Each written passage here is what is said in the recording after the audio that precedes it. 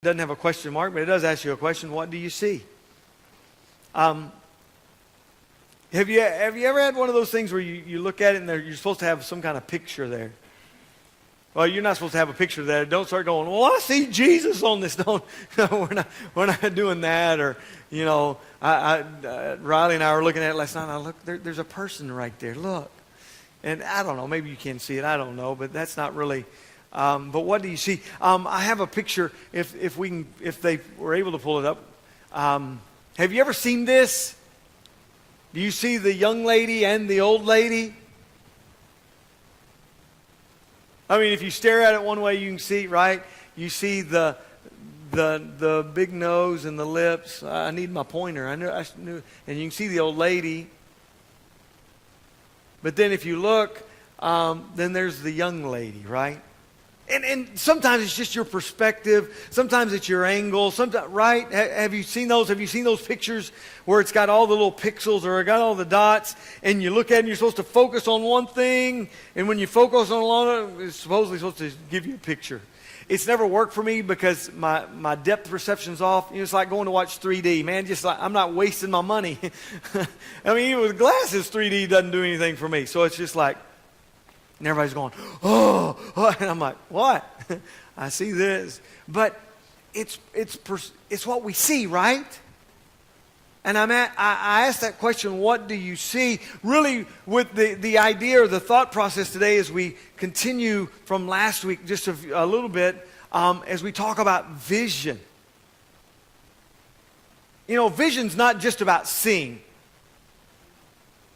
Right? When we talk about vision, if we're talking about the eye doctor, it may be just about seeing.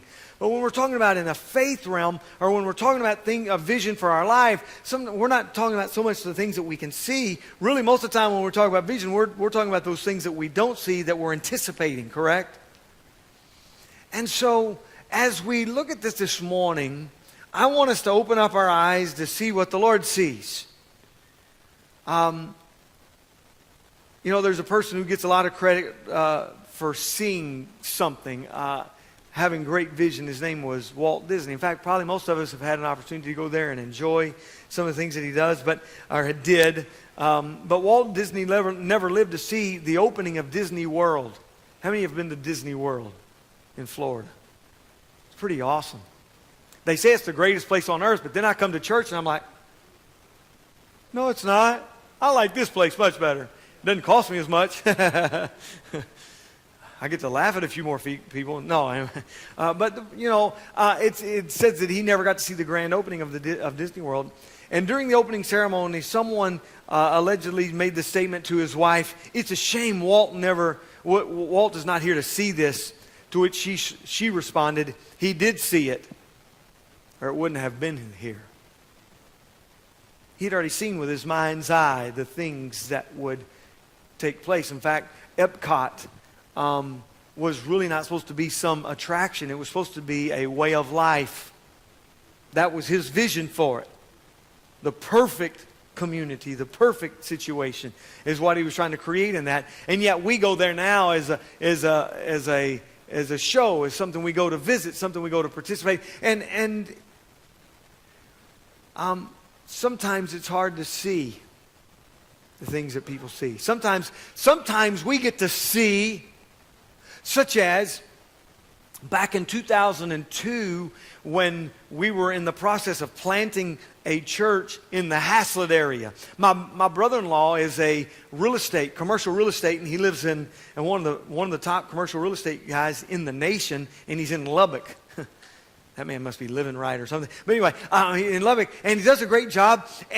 And we were talking about planting a church in this area, and they came with us. And maybe you've heard me tell this story. We're driving out here, and listen, what you see right now was not here. And they're driving around, and I hear him. He doesn't say it, but I hear it. I can hear it coming from the back seat.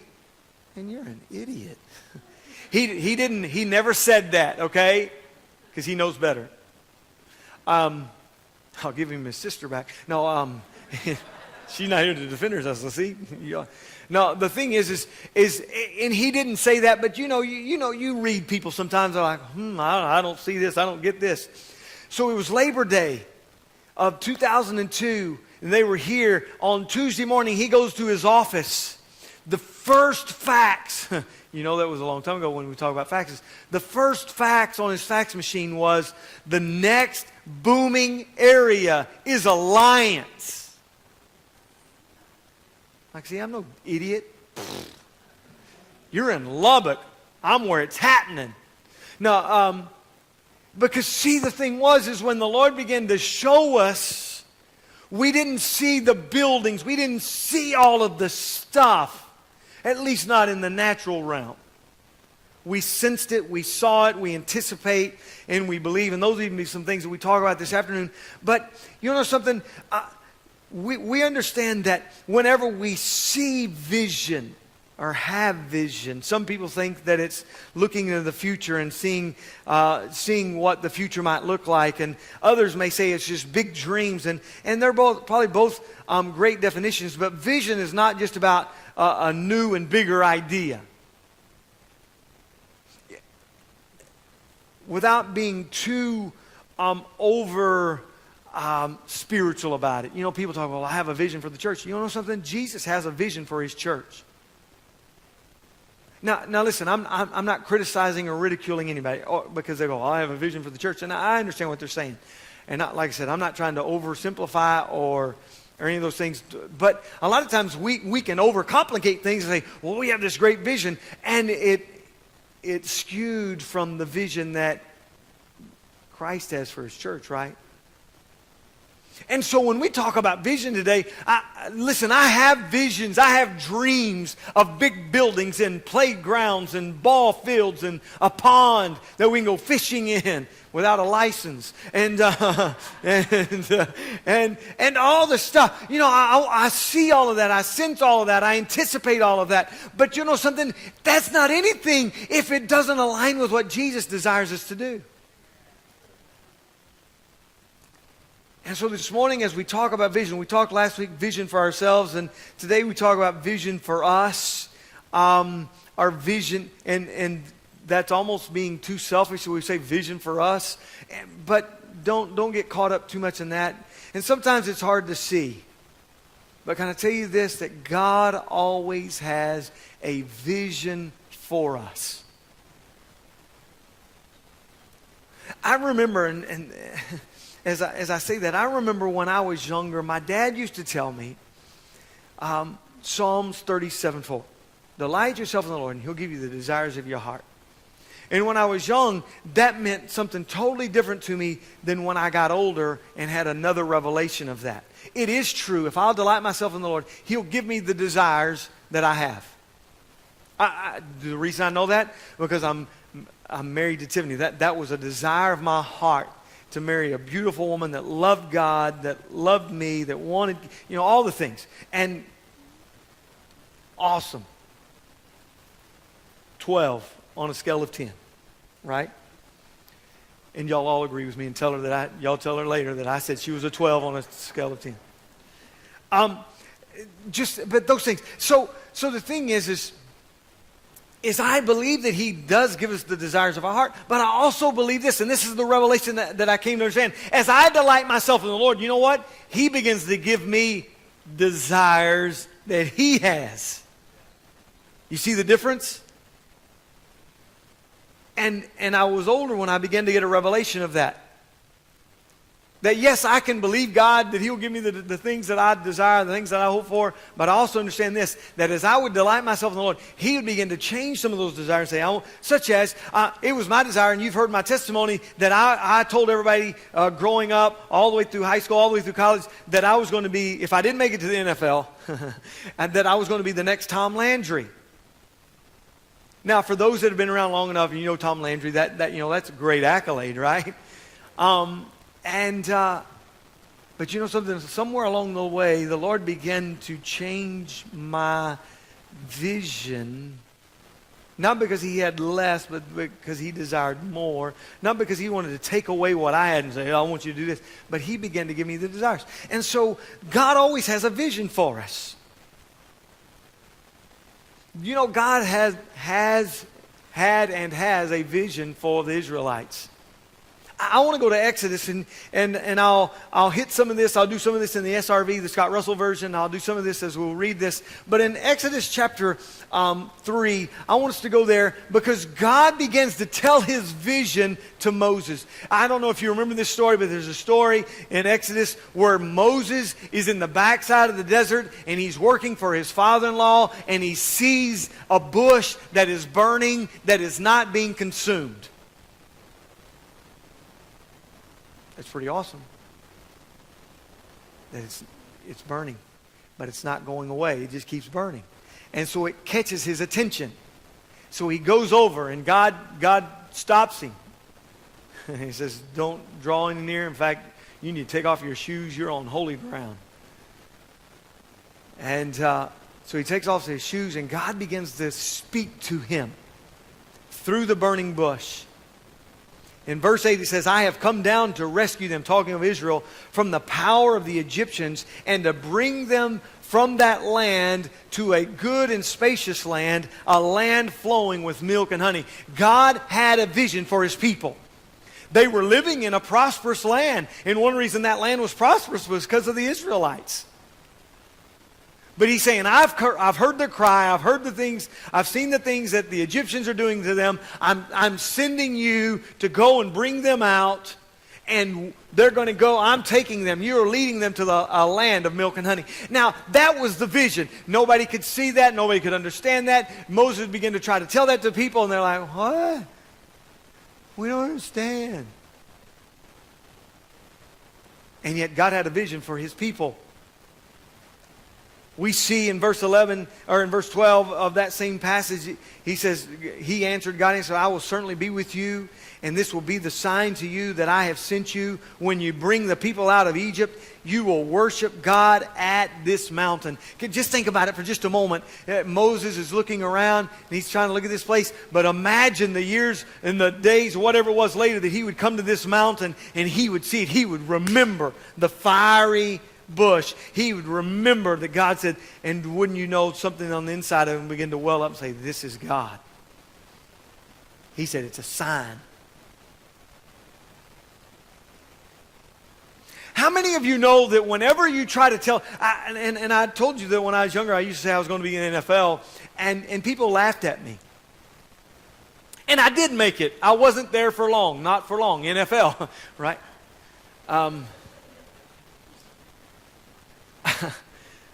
But, you know, people would, because when you start telling your visions, you start telling people your dreams, people, this, and they always try to throw things in your way or say this or say that. I remember I was a senior in high school and I wasn't getting a whole lot of recruiting offers. You know, they weren't looking for a six foot lineman.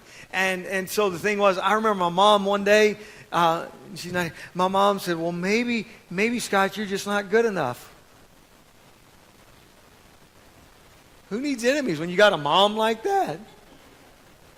She wasn't being mean. She was trying to be realistic about stuff, and I fully understand that. And I do remember that day I walked out of the house, never went back. No, that's not true. Not until dinner time.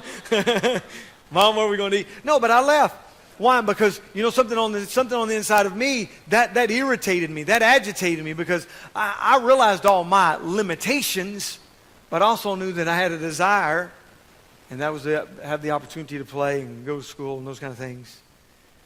But see, God had a vision for the Israelites, but they struggled to see it through their obstacles. We go over to Numbers chapter 13. You can pick this up in verses 26 through 33, all the way through chapter 14. But I just want to pick on verse 27 and 28 here. Numbers 13 is where Moses sends the spies into the land flowing with milk and honey. Sends them into the promised land. He sends 12. I can't do 12 with my hands, so 12. There we go. He sent 12 spies. And here's their report. Verse 27. They reported to Moses, we went into the land where you sent us. Indeed, it is flowing with milk and honey. That right there ought to just get people, all the people should have said, well, how do we go? Pack our bags. And here's some of its fruit. In fact, if you read this, it says that they took some grapes, and they had to put it on, they were so large, and so they had to put it on a pole, and two men would carry it. It wasn't like you go to Walmart and just pick up that, oh, okay. I mean, it was substantial. Indeed, it is flowing with milk and honey, and here's some of the fruit. However, and it's always like that, isn't it? However, the people living in the land are strong, and the cities are large and fortified, and we saw the descendants of Anak there. Verse 30, if you skip on down, then Caleb quieted the people in the presence of Moses and said, we must go up and take possession of the land because we certainly can conquer it. Joshua and Caleb said, let's go. Verse 31, but the men who had gone up with them responded, we can't go up against the people because they are stronger than we are. So they gave a negative report to the Israelites about the land, and the land they had scouted. The land we passed through to explore is one that devours its inhabitants, and all the people we saw in it are men of great size. And he goes on to say that we seemed like grasshoppers to them. God had given them the vision, and Moses tried to communicate it and tried to lead them there, and they get to the edge of it, and the obstacles seemed greater than what they believed God could do. You think about it for just a moment. If you've read this far in the Bible before, you'll know the things that God's already done. They come out of Egypt. The Egyptians chase them. If you've seen the Ten Commandments, it's really good, right? Charlton Heston does a great job. And some of the young guys are going, Charlton? Who's Charlton Heston? Some of us older ones understand that. But anyway, we see it in the pictures, right? And the Egyptians are coming.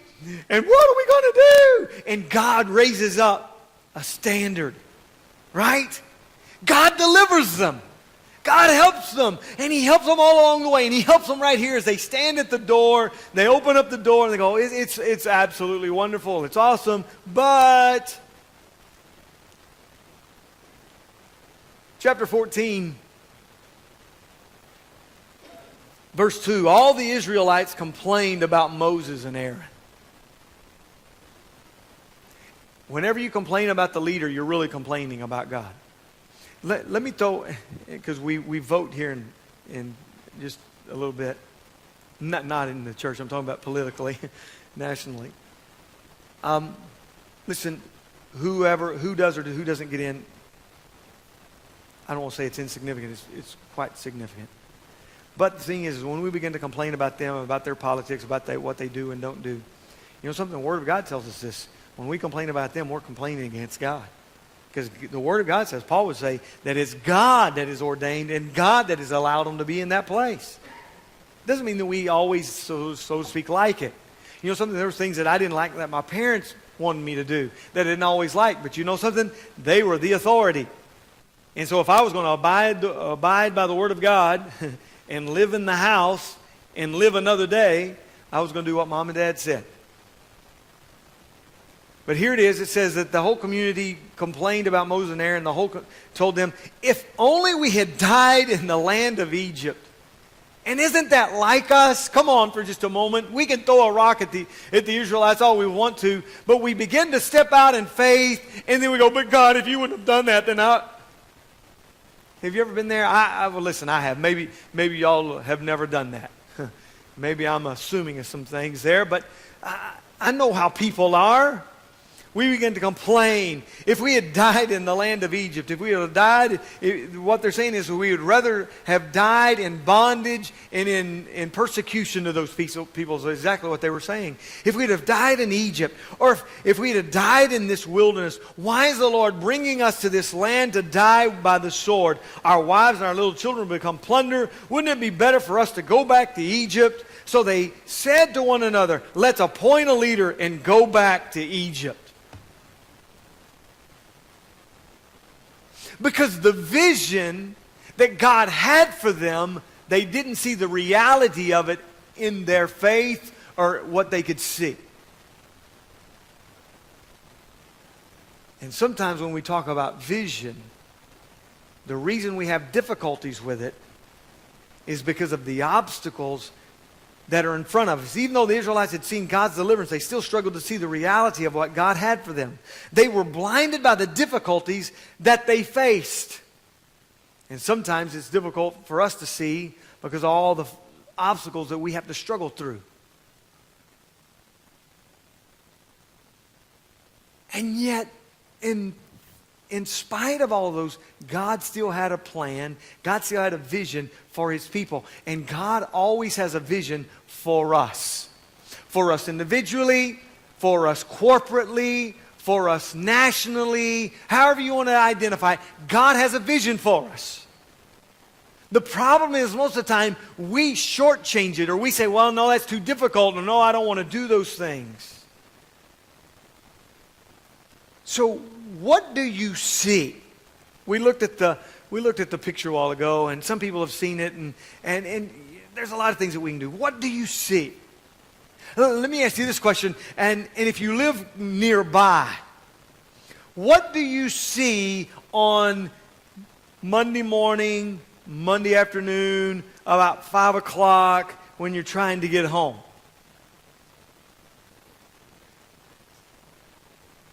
It's like, don't go home at 5, just might as well wait till 7. And you know, I've been up early and been out places early, and I'm like, man, there's traffic even at 6 o'clock in the morning. I thought I was going to beat all this, be out here at 6, and here I am, and it's still traffic. And some people see that, and what do they begin to do? I hate it. Right?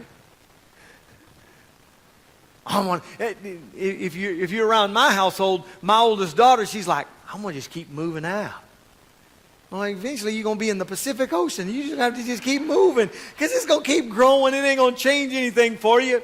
I know, I don't like all the people around and all that stuff. And some people see it like that. It's an obstacle. It's a frustration. It's a challenge. It's a struggle. Some people see it that way. Some people see it as opportunity. It's all a matter of perspective. It's all how we see the obstacles, right? I'll just tell you something. You know what I say? It's about time. Because when we moved out of here, you know, it took us at least 15 minutes. It didn't matter which way we went to get to a grocery store.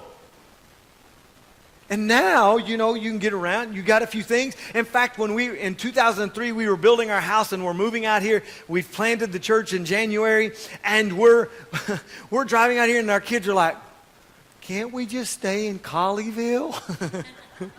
Like, no, man, we got to be out among the natives. They didn't quite understand that, but that was fine.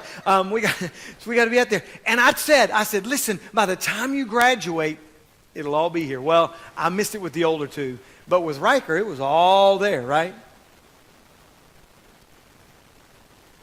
See, some people see it as difficulty, and some people see it as struggles or obstacles and those kind of things.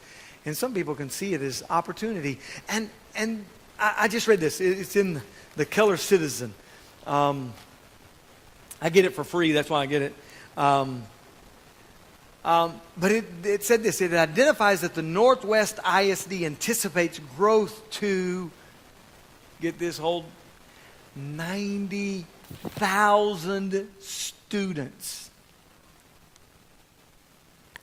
Hey, job security if you're not a teacher. And they're well paying in the Northwest. Presently, they are right at 22,000. You see the growth? Now they're saying that it's going to most likely at that point, if it gets to that point, it'll be larger than Fort Worth ISD. And the reason is Northwest ISD is probably, if it's not the largest, one of the largest school districts in the state of Texas. It's like 230 square miles. They were comparing it to Keller, and Keller's school district is 50 square miles, and Northwest ISD is 230 square miles. It takes up it's in 3 counties. And some people go, look at it, well, that's too big, and all these things. But then some people look at it and go, look at the opportunity. Because see, God always has a vision for us. And when He puts us in that vision, we may be too small for it at the moment, but He puts us there not for where we are going to be, but for where we are going to be when we get there. See, what happens is we always base our vision on where we are presently. I've said this, and if you've been around here long enough, I've talked about, man, I believe that one day out of this church we're going to birth or plant 9 other churches. And people go, oh no, we can't do that. We're this and we're that. And I'm like, listen, I'm not talking about today. I'm not talking about from where we sit right now. I'm talking about when we get older, when we grow up, whatever. Because most of the time we see vision based upon where we are right now, but when God sees vision, it's never based upon where we are right now, but where He wants to take us. Isn't that exciting? Don't you know that He knew that the Israelites were going to have to go through the Red Sea, and they were going to have to go through all the stuff? He knew that. It wasn't like He goes, oh no, what am I going to do? The Egyptians are coming. He knew the whole thing that He was going to do all along the way. But He said, I am sending them to a land that flows with milk and honey. Why? Because God always has a vision for you and for me and for us. And we have to come into alignment with it. See, when we read that and we start reading 90,000 students, I'm like, wow. That is absolutely cool, because 90,000, get this, do the math. Then that means there's 180,000 parents. Right? I mean, we hope that's true. If y'all been through biology, maybe y'all need to go to the Northwest ISD schools and figure that out. What I'm saying is when we moved out here, we didn't move out here with the anticipation of what it was then. We came out with the anticipation that one day, we didn't know it then, that there'd be 90,000 students in the Northwest ISD. Now, listen, that's spread out over 230 square miles. I understand that. But let's just bring it down to where we are right here on this little strip right here at 287.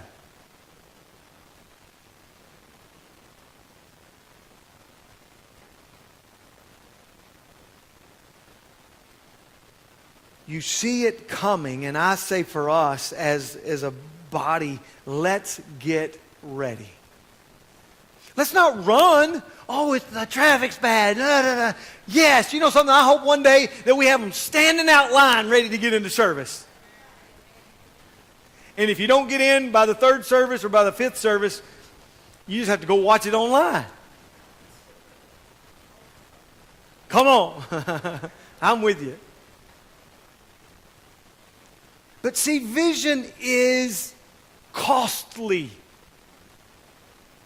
It's going to cost you something. When God said to Moses, I'm sending them to a land of milk and honey, you know something? It cost them something. And it really cost them greatly when they would go to the threshold of walking in, and the 10 spies would say, oh, we can't. They're too powerful. They're too big. There's too much. We can't do that.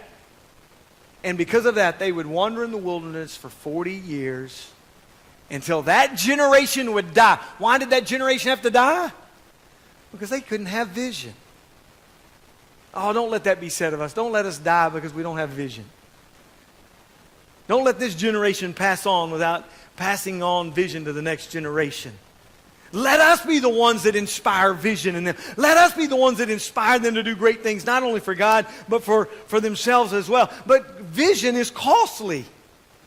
It is not always comfortable or easy. Let's see, was it 5 weeks ago? End of first service? May have been Deborah. I don't remember who came up and said, Pastor, we don't have any water. Now, for most of you, that may not mean a whole lot, but if you're in the nursery, there's some concern there. If you're one of the ladies in the restroom, it's probably a concern for you in there as well. We have no water.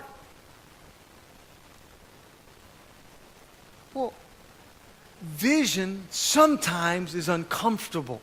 I don't know if you knew this, but we're on Well.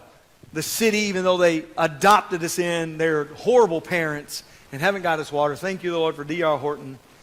And I love Fort Worth. Bless them, Jesus. Anyway, all right. So D.R. Horton's helping us, right? That was part of the sale of the property and all that stuff, right? But vision sometimes is uncomfortable and sometimes it's costly. And we can say, Lord, I don't want to do this, and we can roll up in a ball. We can move to Decatur.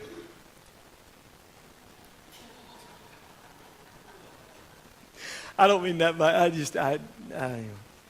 we can do a lot of things, but I believe that God's calling us not to run, but to get ready. All of us to get ready, not for pastor. Oh, well, if pastor would do this more and do that. No, all of us have got to get ready. You know, when we did the fall festival and it was just a few hundred people or whatever it was, you know something? You couldn't just depend on me, and we couldn't just depend on Riley. We all had to do it, right? Pastor Tiffany had to come out there with her new cakewalk game. She was so excited. Did you see what we did? Did you see what we did? What'd we do? What'd we do? Yeah, I said, yeah, I saw. What'd we do? What'd we do? You know, and me being like I am, I don't know. You didn't see. And I'm like, yes, I did. Yeah. I made them sing, and I made them, they loved it. And y'all probably did. Thanks. Because now you'll have it for the rest of eternity. But vision is not always comfortable or easy. Vision takes time. Sometimes it takes longer than we want it to. You remember David was anointed king 13 years before he ever sat on the throne. In fact, in those years, probably some real building years in his life. Persecution, Saul tried to kill him, all the things going on, and yet he continued to follow after God. And he was already anointed. In God's eyes, he was already the king. It just took a little time for God to do the things that he needed to do with Saul to get him out of the way so David could step up. So it takes time. And I'll be real honest with you, most of the time, not sometimes, most of the time it takes longer than we want it to. It takes sacrifice. It takes work. Here's an old Japanese proverb. It's not scriptural, but I thought it was good. Vision without action is a daydream. Action without vision is a nightmare. I should have said it in a Japanese tone, and then you may have gotten it a little better. But, go on. But can I tell you something today? God's not concerned about our comfort, but he is concerned about our character. He's not concerned about, and when I say he's not concerned, he's always concerned about everything. But he's more concerned about our character than he is more concerned about our comfort. He's more concerned about our obedience than us getting our way. He's more concerned about us following him in faith rather than him just giving us free pass, so to speak. See, our vision, God's vision for us isn't about buildings and it's not about land. We're going to talk about that today. But you know something? That's not God's vision. You know, anybody can come and say, oh, I think we need to have this, and I think we need to have this, and I think we have this. And there's nothing wrong with that. Because if I were to sit down with most of you today and say, well, what do you think we ought to? Oh, I'd love to see us have this. Talk to somebody else. Oh, I think we ought to have this. And I like all of it. Let's do all of it. But I also understand this. We can do all of that, but there's a vision that God's calling us to that we can abort the mission. We can abort the vision by trying to pull all these things in so we can have all the things. Because see, vision isn't about all the things that we get to collect. It's about following him. And so our vision, which I believe is God's vision, is not about buildings and land. It's about him using us to help others encounter Christ. Let's just be honest about it. If we're not winning people to Jesus Christ, we ought to shut the door, sell it off to D.R. Horton, and go down the road and find somebody that's going. But it ought to be about impacting people's lives. I remember when we first started thinking about planning, and I'm trying to land this plane. Hopefully it won't catch on fire. See, I watch the news. Sorry. But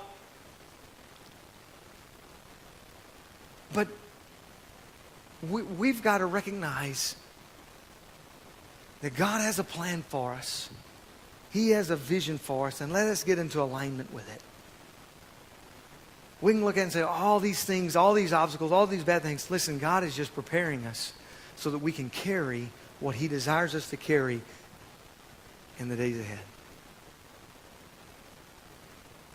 I remember when we first started thinking about planning a church, and they were asking us different questions at different places that Tiffany and I'd have to go and participate in, and I want a Pentecostal church, I want a Spirit-filled church, and all these things.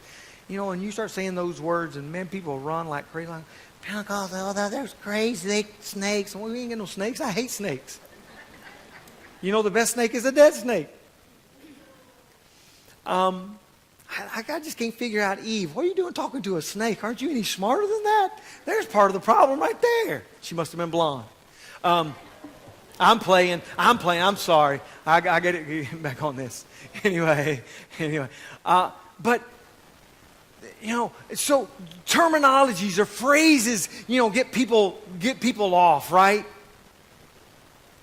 Are you a denomination? Well, yeah, we're covered by we're affiliated with a denomination because they're our covering and those kind of things. And because I believe in them, I believe wholeheartedly in where they stand, all those things.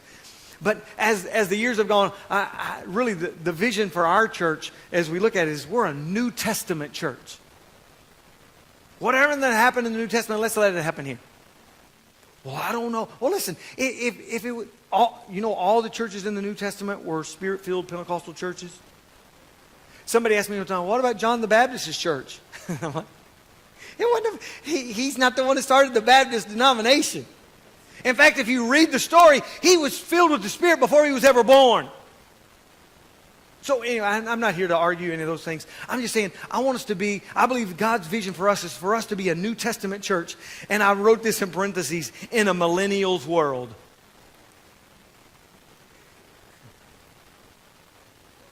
A New Testament church.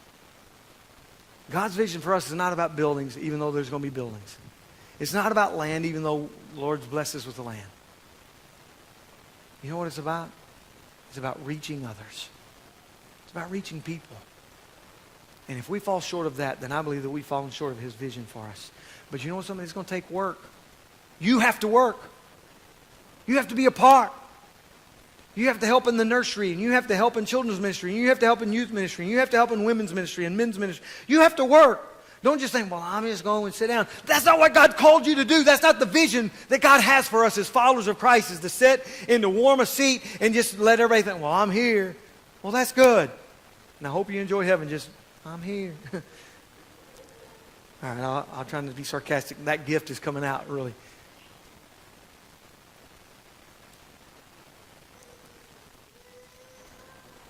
But sometimes small churches, and this I'll end with this. Sometimes small churches look at themselves and say, oh, we can't do this and we can't do that because we are too small. We don't have the resources. And their vision gets limited by their circumstances instead of taking a giant step of faith.